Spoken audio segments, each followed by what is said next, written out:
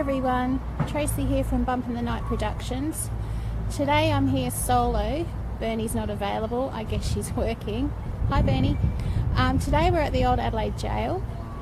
We've been here during the day and we also did a nighttime tour here not long ago with Haunted Horizons.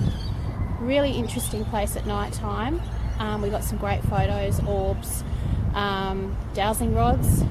Bernie used those and she got some really good responses. So today I'm going to take you solo, so come with me and let's see what we get. Okay, we're heading through. If you hear noise in the background, there's actually a school group here, so we're going to try and avoid them. We're going to go through to the remand centre.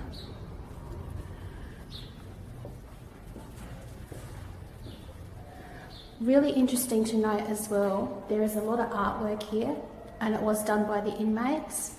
However, they were not allowed to sign their names on their work. So I'm going to show you a few now.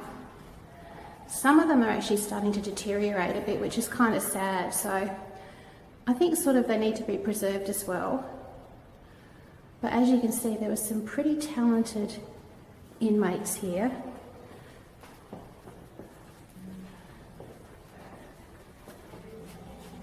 Here's some more here.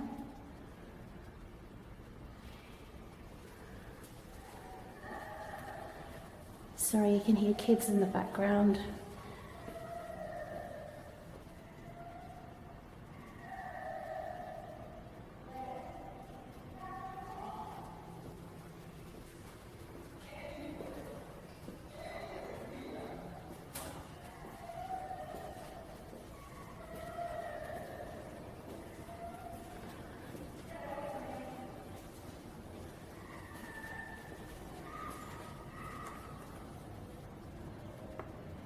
No walls on walls.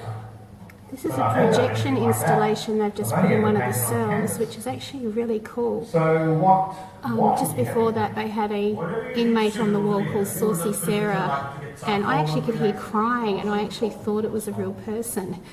And then when you walk up to the bar she's like, "Oi, what are you looking at?" But I'll do it. Pretty clever, quite like it. Years from now when people walk through here and some of the paintings are still on the walls, we'll know if it brought any relief to the prisoners in this place.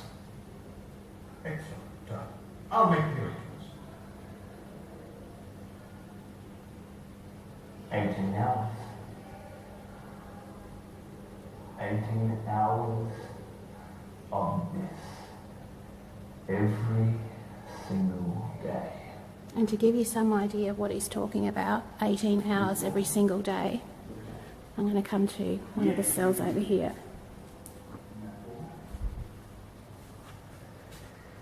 You've got a little window up there. If there are any spirits here that want to communicate with me, you're more than welcome to. You can communicate through my camera. When we play this back, we will hear you. However, you are not welcome to touch me. You are not welcome to follow me home. And you are not welcome to just be a nuisance in general. After all, this is a prison. And whether people want to believe it or not, some spirits do remain here. One of these cells along here, Bernie and I actually walked into on the nighttime tour, and it almost felt like you were walking into, you'd walk through a veil. You felt very unsteady. Your equilibrium was gone. So I'm going to give you, this is what it's like. And just picture that door being locked.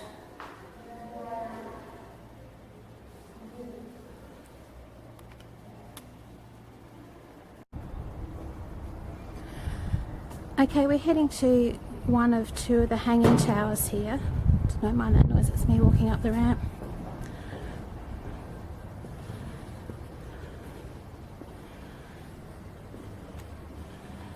This is where obviously the noose would have been hung through. And there's actually an underground tunnel here.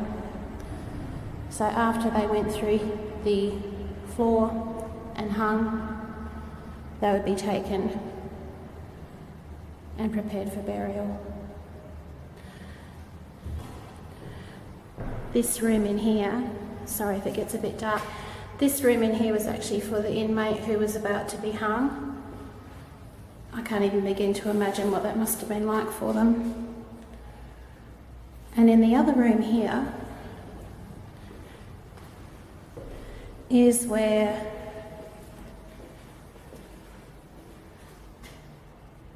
the prison guard would pull the lever, and you may not be able to see that. I actually read an article that was from an interview years ago from one of the prison guards here who used to do some of the executions, and it really did leave a mark on him mentally. Essentially, you're taking someone's life. That bell you can hear used to be rung as well. They've got a school tour on today, so obviously, they're letting the kids experience a lot more than what you normally would.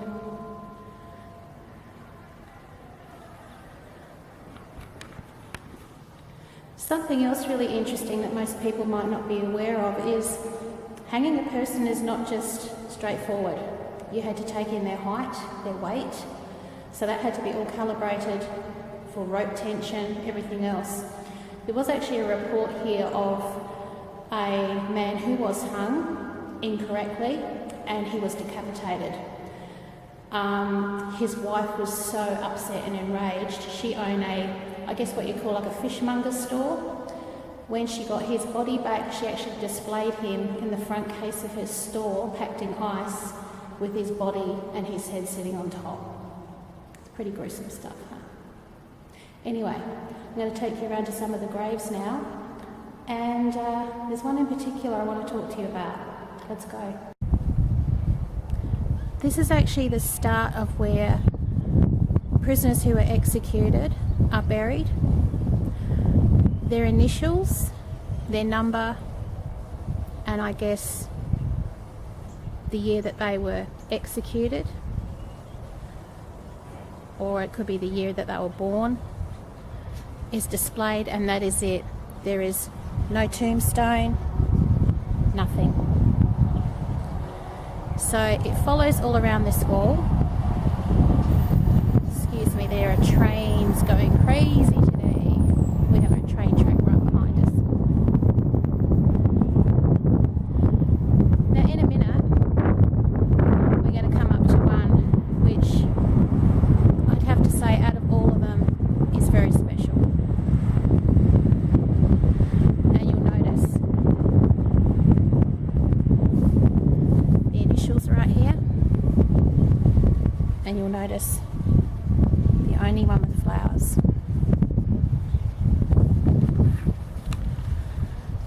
This is the grave of Elizabeth Walcott. She was hung here for murdering her husband. However, it was a pretty contentious issue for the simple reason many believed that she was actually a victim of domestic violence. Now, I don't have to tell you, domestic violence, even in this day and age, is still an issue that needs to be addressed. Men and women are abused every day.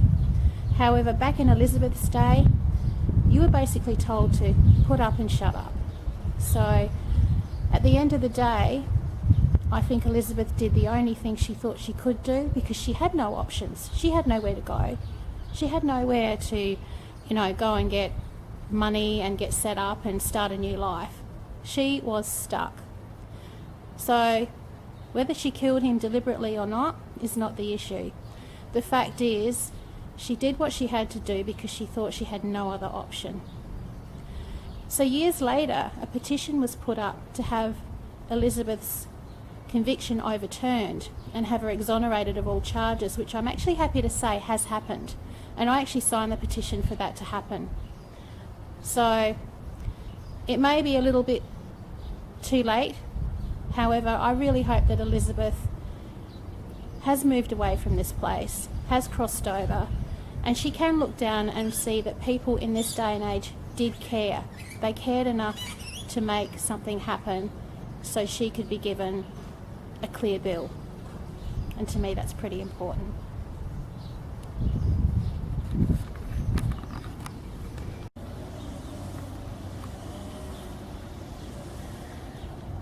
Okay, prison graffiti. Yes, it was a thing even back in the day. And just to show you, I have been trying to film this about 4 times and every time my camera keeps shutting off.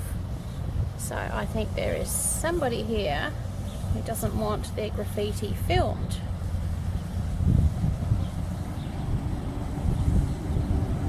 That one there's dated back in the 1800s. It's pretty cool. So just to show you, it's a thing and it happened.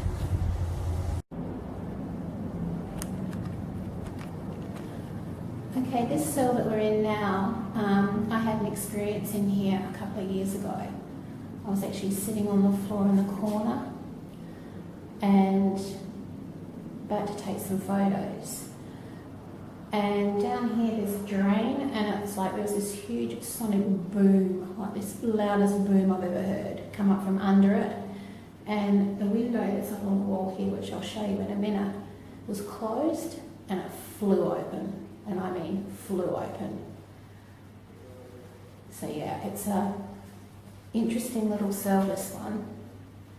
And if I pan around, you can see that there's paintings on all the walls. And I'm just going to turn you around and show you the drain and the window that I'm talking about.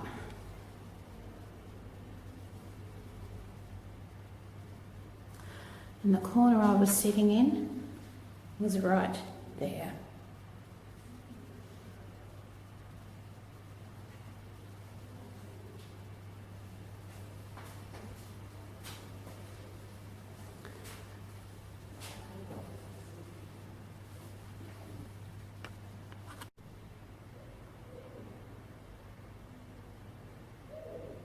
If there's anybody in here with me, talking to my camera, I will be able to hear you. Do you remember me? Do you remember me sitting in that corner?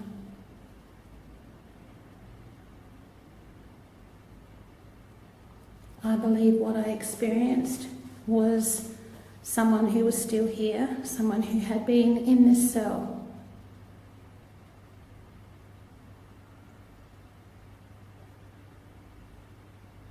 Feel free to talk into my camera.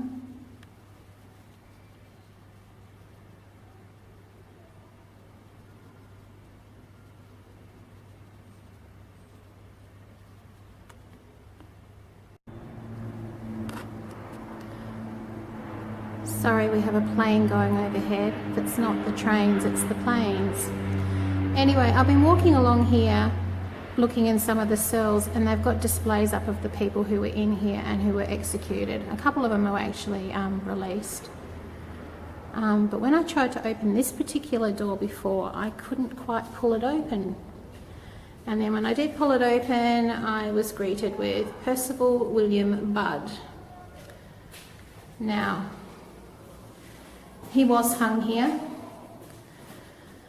and he was convicted of murder.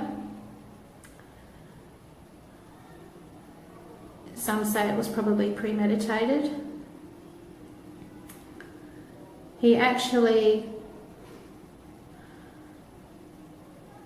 person that he murdered, he then proceeded to bury the body in a hole in the yard of the house in which he was living. So Percival was noted to say, another party is equally as guilty as I am. Now, I don't know what kind of vibe you get off of him, but I don't get a very good one. And this is his cell. Percival, if you're here, you can talk into my camera and I can hear you. If you are still residing here within these prison walls, are you sorry for what you did? Yes or no?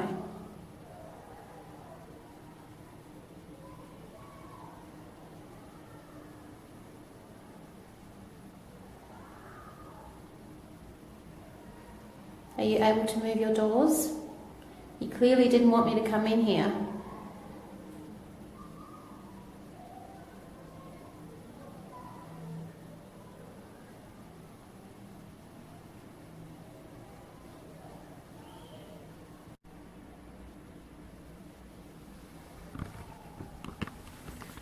Hey guys, I'm sitting in Percival's cell. I have to say I don't particularly like it. I don't know.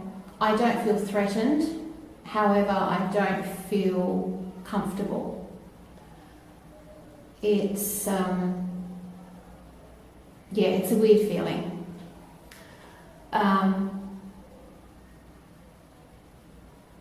I can't quite put it into words. I kind of get the feeling this is a person who has no remorse. I kind of get the feeling I don't think he had remorse going to the gallows either.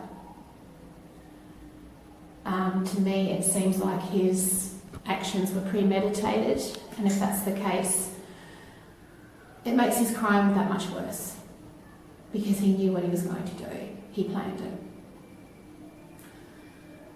Do people like Percival find peace? Do they get to cross over? Do they get to go into the light? I think they get caught in limbo, and I think there's lessons they have to learn after they pass from here before they get to walk into the next life. And I kind of have a feeling he is probably still learning those lessons. Who knows? I'm a big believer that you have good and bad in life. You have the same when people transition and they take that walk onto the next part of their journey. I guess it is something that we will all find out one day when we make that transition. But until then, it's one of life's great mysteries.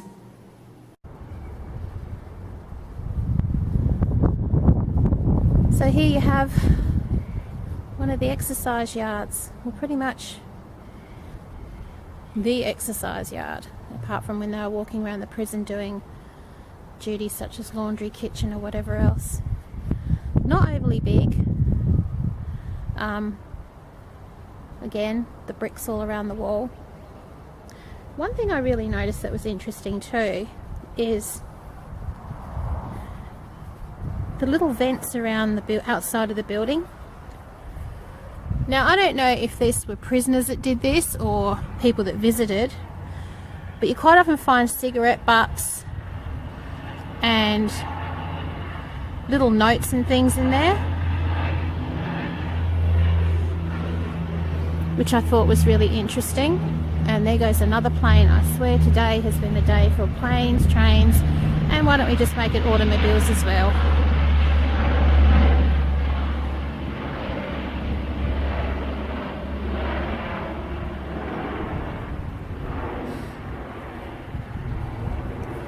And if we head around the corner,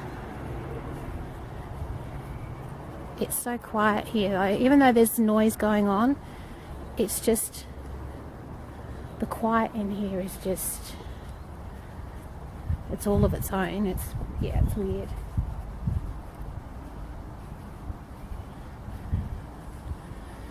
So, let's just say I'm a prisoner out and I've just had a seat. This is my view.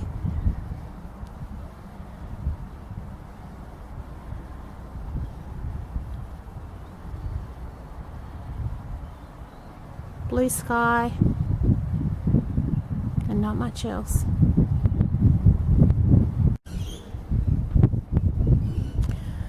Okay, this area that we're going to now is another exercise yard, and there are also graves here. The last couple of times I've been here it's not been open, so it's pretty cool that it's actually open today. And you can hear the pigeons again.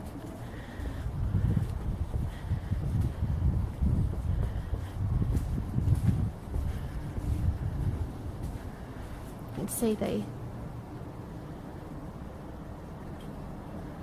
mesh and the bars for the windows in the cells.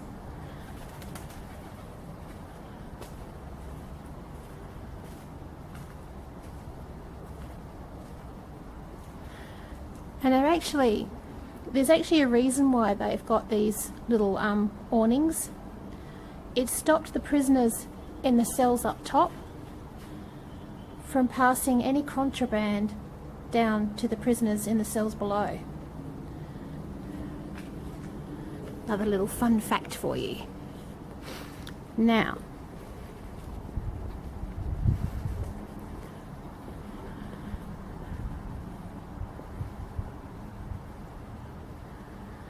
in this area here, it's an exercise yard, and there are also 7 men who were executed in A-Wing between 1920 and 1946 are buried here.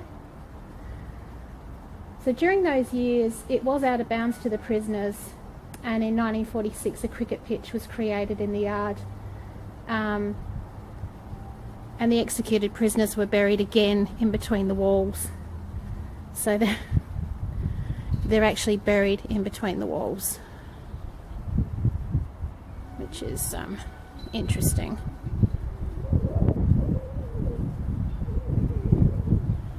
Once again, name, number, and that's it.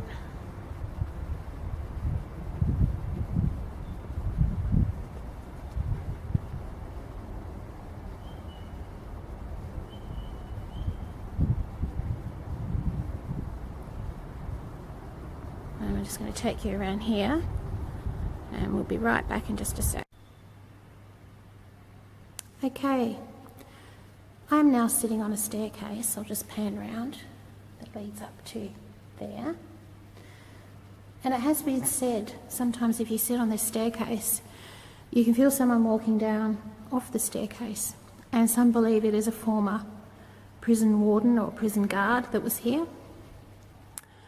So I'm actually going to put a call out to any prison guards who may still be here in spirit. If you're here, feel free to come forward, speak into my camera. I will be able to hear you when I play it back. Or, if there is anyone here, you can make a noise. You can knock on something, tap on something, like this. Can anybody else do that?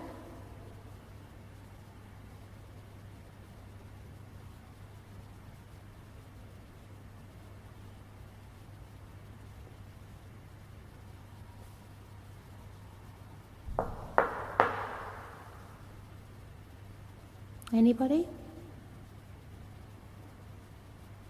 And I think I just saw an orb out of the corner of my eye, and I don't know if I got it on camera. Typical.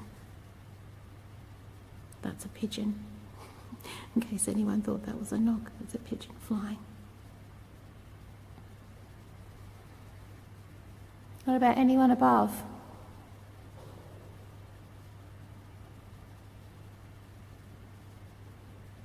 Anyone upstairs want to make a noise? Tap for me.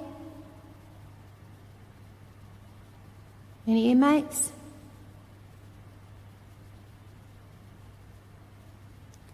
I'm hearing stuff behind me. You want to do it again?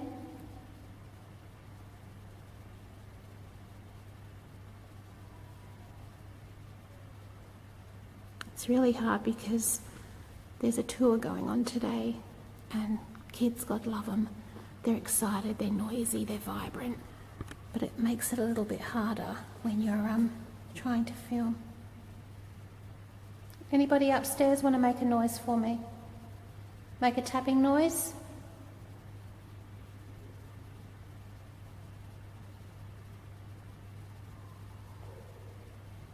Whoop. Want to do that again? That's definitely upstairs through that gate, I heard that.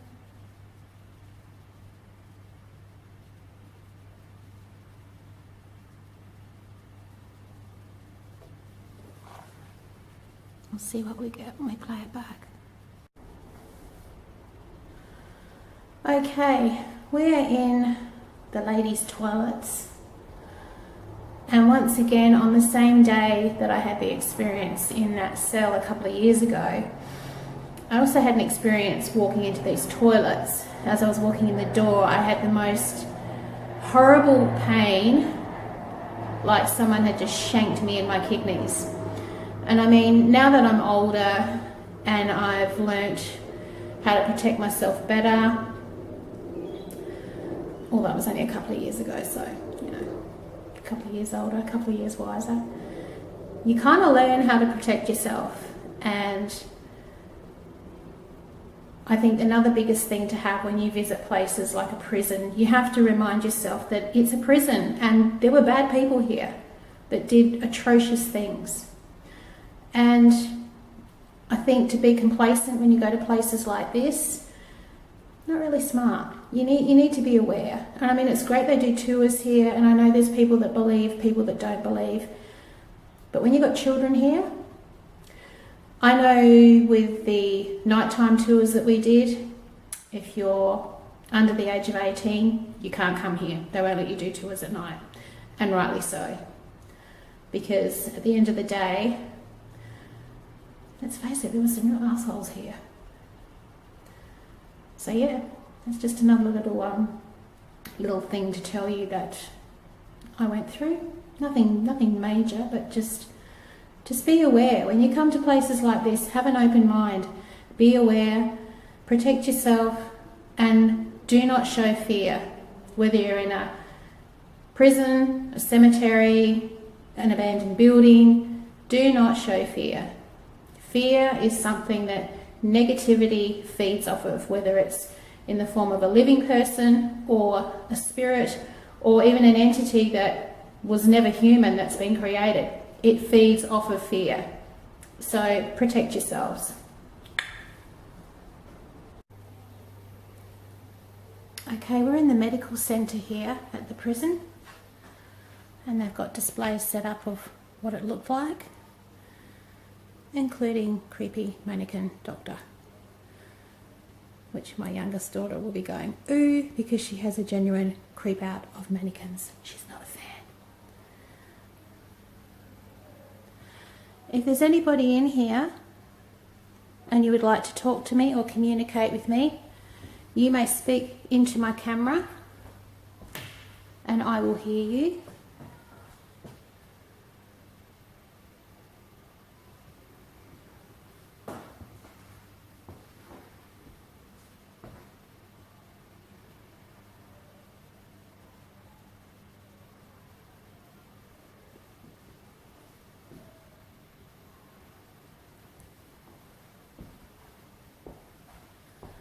Really basic compared to today's standards.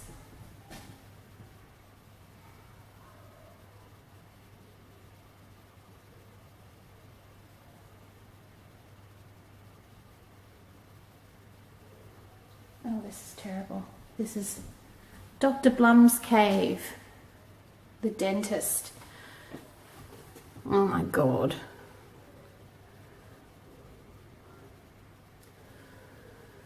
Apparently dental care here was almost non-existent.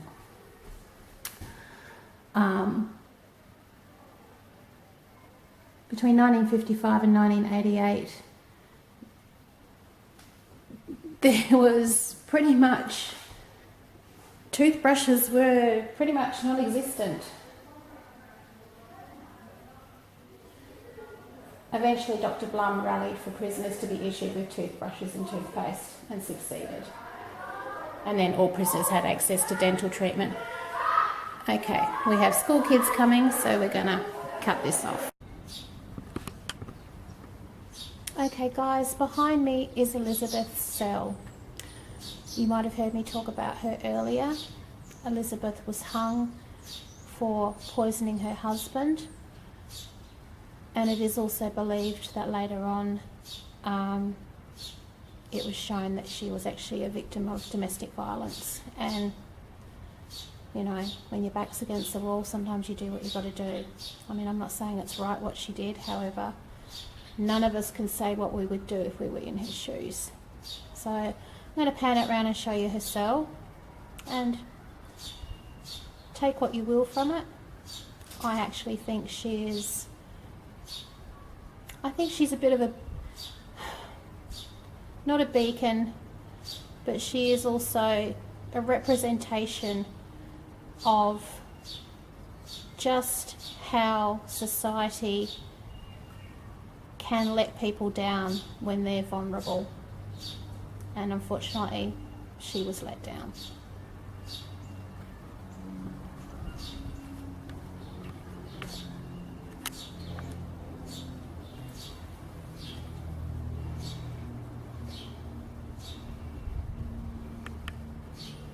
It's a picture of Elizabeth there.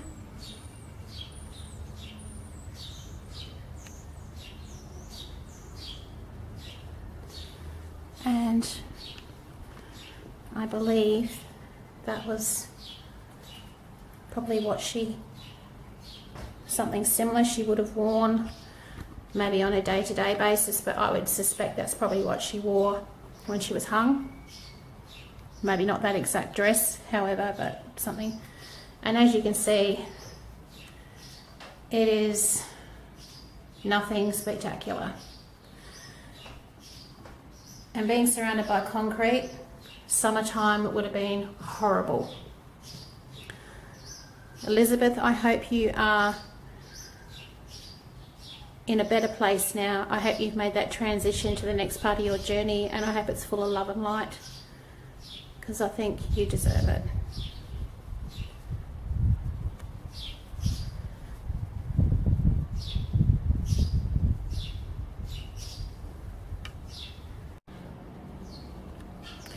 These stairs go to another upstairs block. Sorry, I'm getting tongue-tied. Some of the upstairs cells are actually not open to the public. I've actually heard that they're not open to the public for various reasons, one of them being paranormal. A couple of the cells up there are locked 24/7. They're never opened because there's been some unexplained deaths that happened in these cells that defy logic. That's all I'm going to say.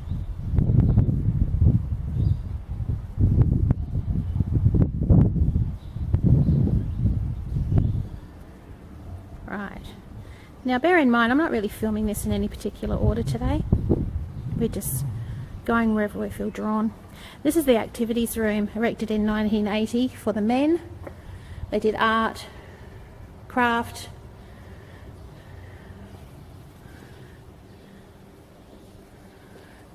Now I want to show you something interesting. This painting was done by an Indigenous inmate. Now bear in mind, they were not allowed to sign their name.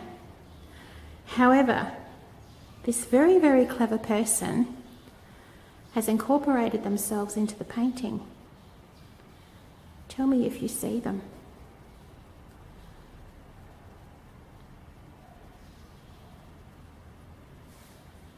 Have a really good look. If you see them, comment below.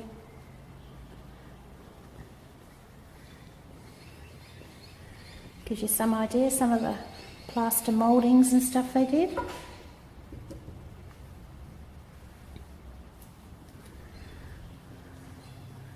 Storage cupboards.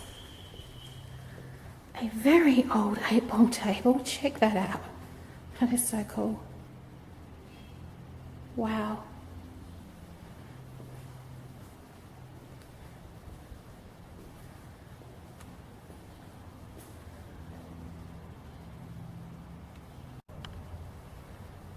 Okay guys, we're in the Induction Center now. This is where the prisoners first came, and they would be showered, issued with new clothing, obviously prison issued clothing, and checked over to make sure that they were in a healthy state, make sure they had no contraband on them, you know, all that sort of stuff. So I'm going to take you around and just briefly show you what's here. So we've got the showers here, and as you can see, No privacy in prison. No shower curtains, no doors.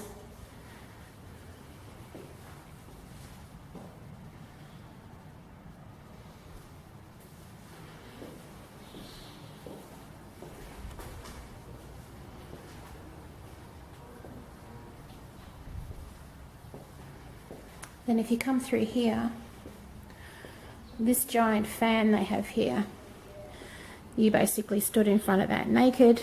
They threw in like a delousing powder or whatever it was, and the fan proceeded to cover you in it. Welcome to jail, boys. Not very dignified at all.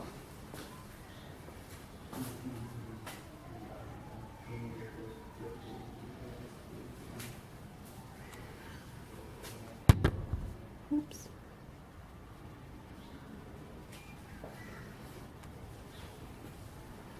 Okay, we're going to head out this way. Across the yard there you can see some more cells.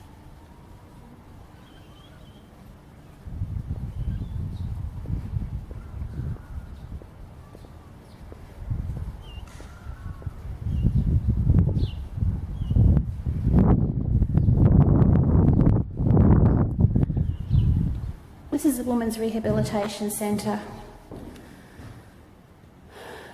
That's a female prison officer uniform.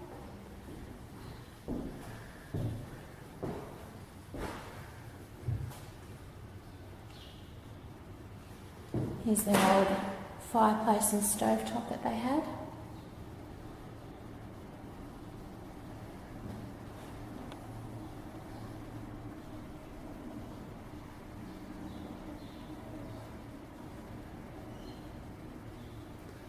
These are some of the people, some of the women inmates that were here.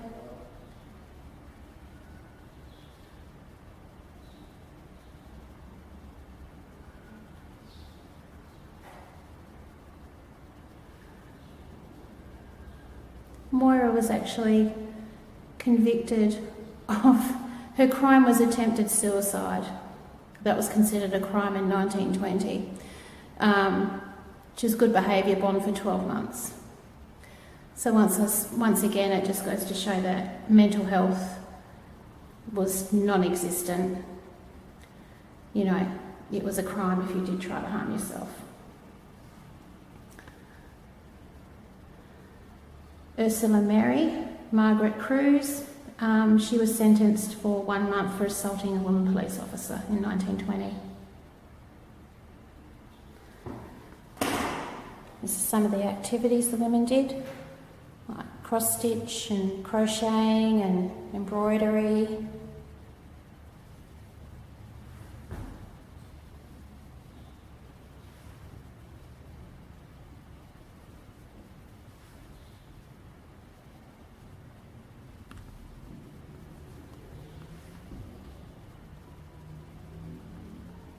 And some more women here.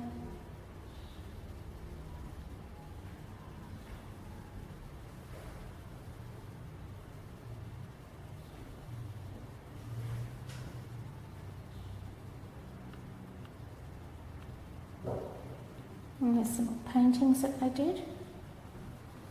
And once again, even with the women inmates, they were not allowed to sign their artwork. They were allowed to paint, but they were not allowed to sign their artwork.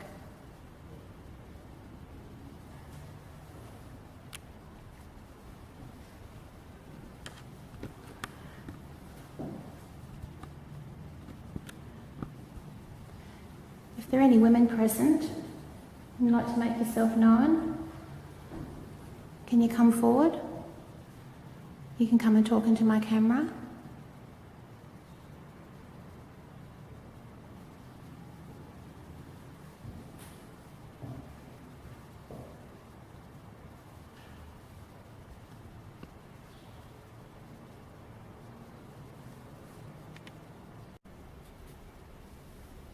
Okay, we're in the prison library.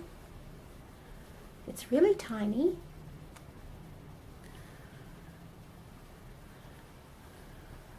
And there's some pretty old books here.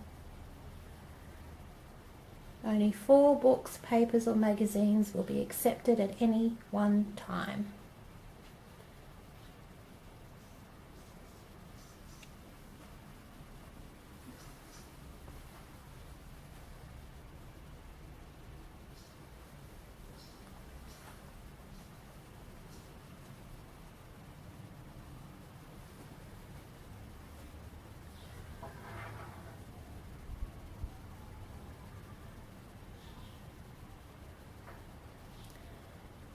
I'm guessing this probably would have been supervised by a guard, and I would say a prisoner probably would have been in charge of receiving and checking out books and magazines to the other inmates.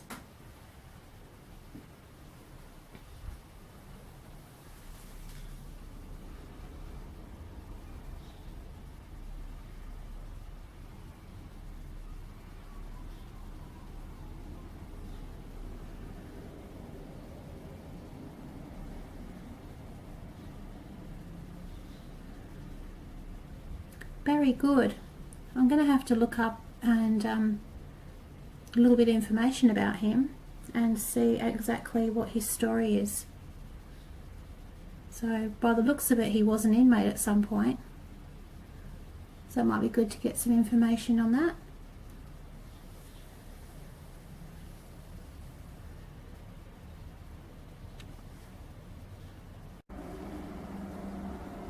Okay, we're in the prison canteen. You can see the really old, oh look at the old Marlboro flyer up there. We all know what happened to the Marlboro man, don't we? And you can see how many different cigarette advertisements are up here. Like, there's so many.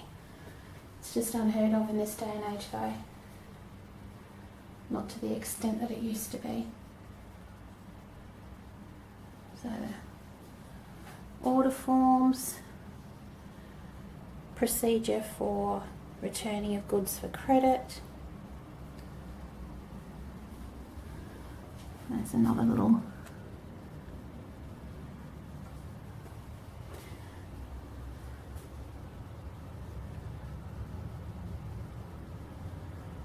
let's see how much a packet of cigarettes costs back. Oh wow. Peter Jackson 15s, $1.15. Wow. And there's the other price list. And here,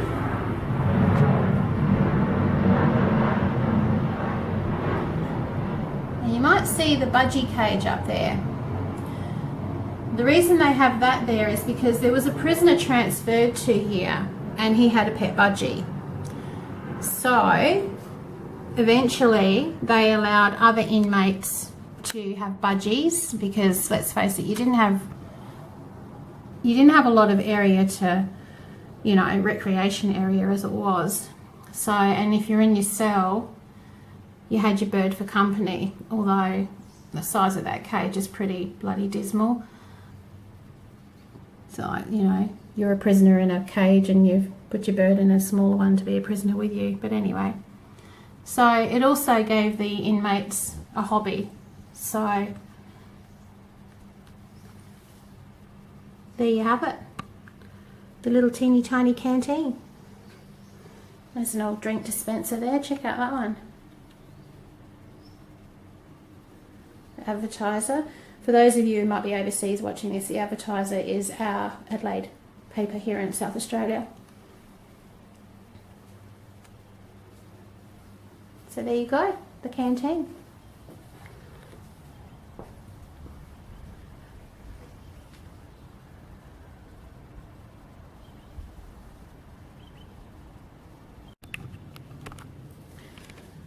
This is one of the exhibition rooms they have there at the jail. We actually were in this room when we did our nighttime investigation, and I got some really good photos of some orbs. They did ask some questions using EMF reader, and we got a few lights showing up from certain questions. Do you hear that? That's a big plane. That sounds like an international plane coming in. It never stops. So yeah, so I'm going to show you around at some of the exhibition they have in here. It's actually a really interesting building. I actually quite like this building. I like coming in here. If only the walls could talk. Although it might have some stories we don't really want to hear, but you know what? So yeah, I'm going to show you around and see what you think.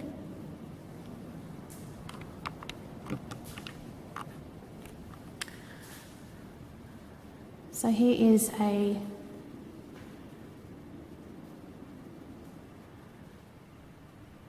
front view. So the actual front part of the prison there was actually the governor's house. That was part of his dwellings there. And here you've got the different kinds of hats. I might just stand back this way and do it. It might be a bit easier.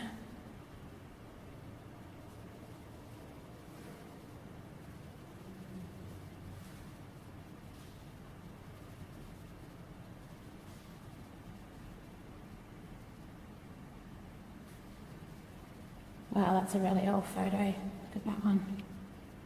Out the front of the prison.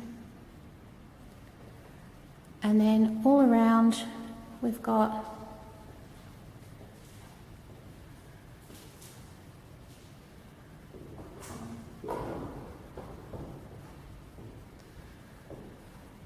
some of the restraints they used.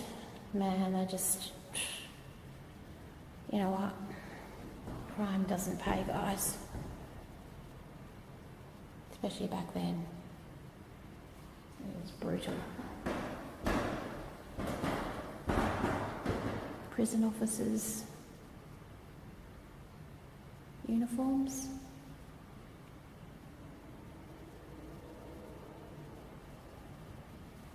And there's various diagrams as well of the layout of the prison itself. All the different buttons that they had on the uniforms.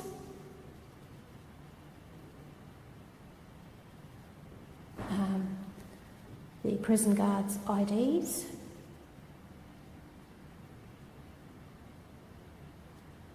Check out how old they are. That is just so cool. 1900s these are. Wow. Pretty cool. General rules of conduct. So yeah.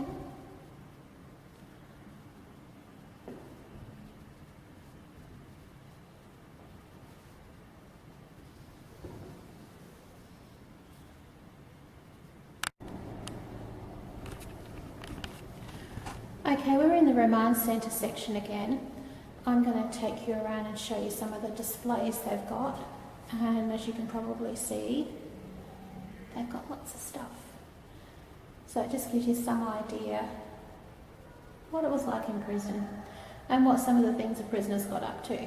And yes, a lot of them got caught. So let's have a look. That noise you can hear in the background is a display that we did earlier, where it sort of has projections on the wall with different prisoners talking about their life here.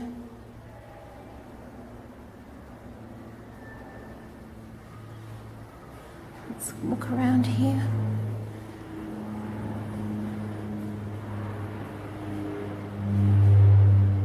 Here's actually some of the photos of the prisoners and their negatives.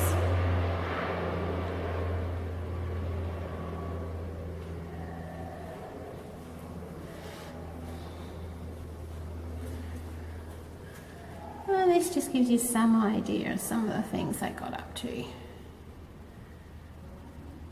Hiding weapons inside of books, playing cards.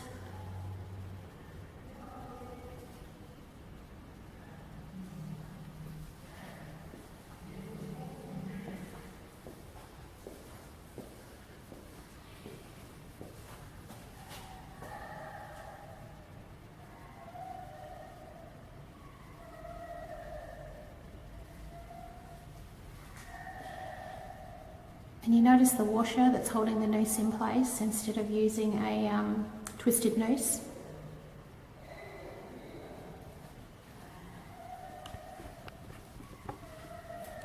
Gosh, she's very emotional, isn't she?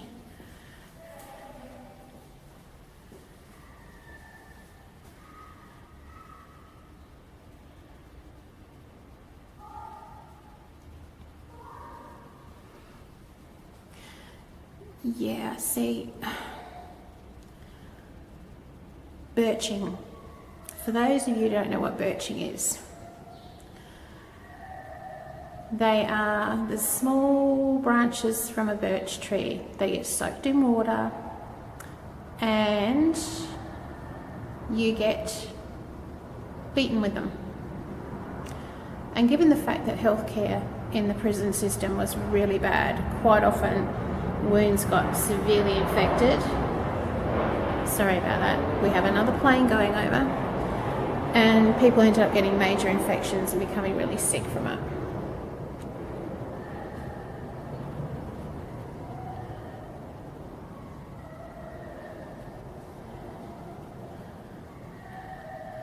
Here's the irons. It's not a glamorous life, boys and girls, is it?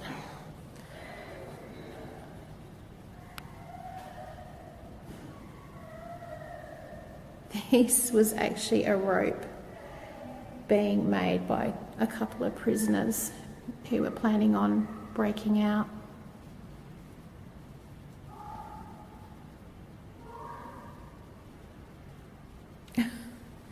10 out of 10 for creativity.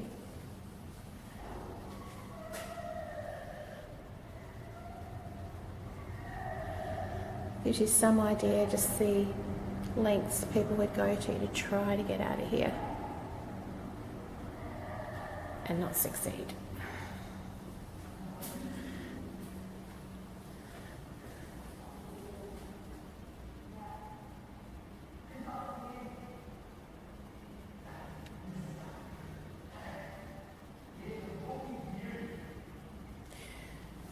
You can even have a try at picking these locks if you think you're good enough.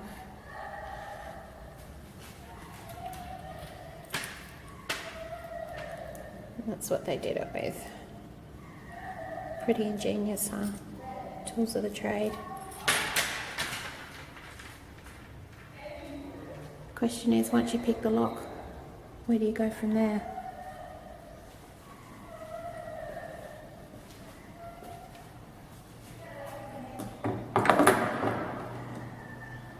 These are so heavy.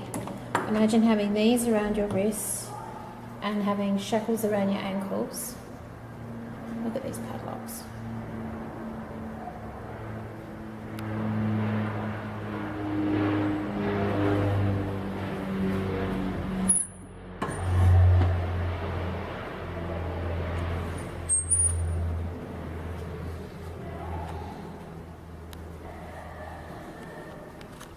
And that's another view of down in the remand centre.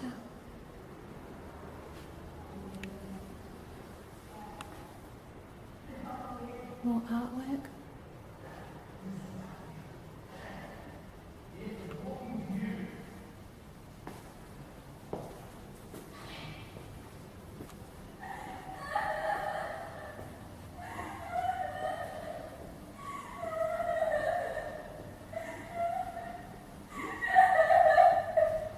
Well, what are you looking at? Saucy Sarah. I'm talking to you. There's nobody else peering through the door, is there? Can't a girl get a little privacy? Apparently Well, not. cast off your tongue. Not at all. Huh. Don't bother trying to answer. So, here we are. You, by choice, and me, by order of some corrupt judge. They call me a drunk, and a rogue, and a vagabond. But you should always remember me as Sarah Francisca. This is one of the standard caskets that were used after an inmate died or was executed. It's really hard to get it on film because it's behind a mesh door. It shows up better at night time actually when you come here at night. But I'll just pan down. And look at the giant padlock on there. Move over here a little bit. But yeah. So that's what you were, what your earthly vessel was popped into after you transpired here.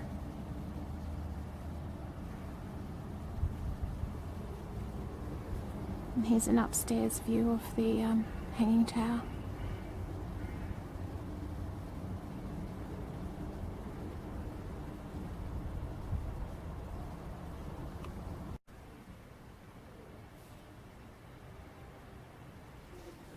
Okay, this was the visitors section. So the side that I'm standing on is where the inmates would be. And on the other side, family members would sit and they would talk through here.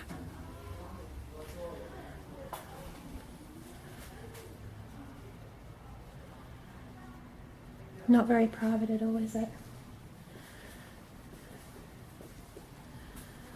And bear in mind you would be constantly being watched by prison guards as well to make sure that you were not saying anything that shouldn't be said.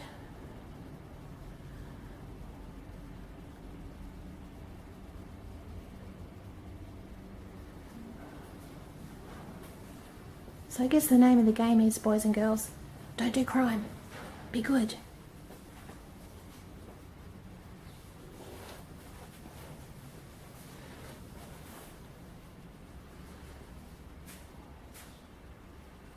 So yeah,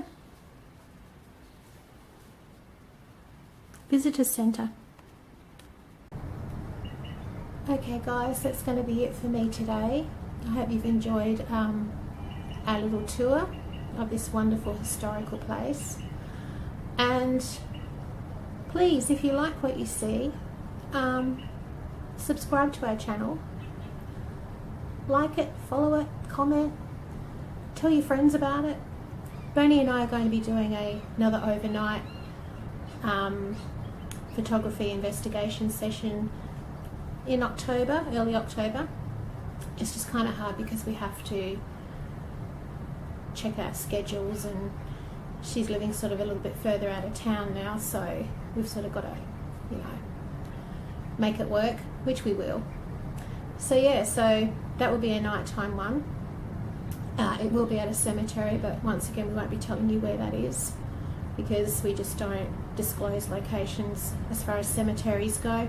This place is fine because it's a historical landmark and it's staffed and it's, you know, it's maintained, so the risk of vandalism is next to nothing. So anyway, so if you guys want to join us and follow us on our next adventure, we would love to have you along. So this is Tracy from Bump in the Night Productions signing off. Peace, and we'll see you soon. Bye.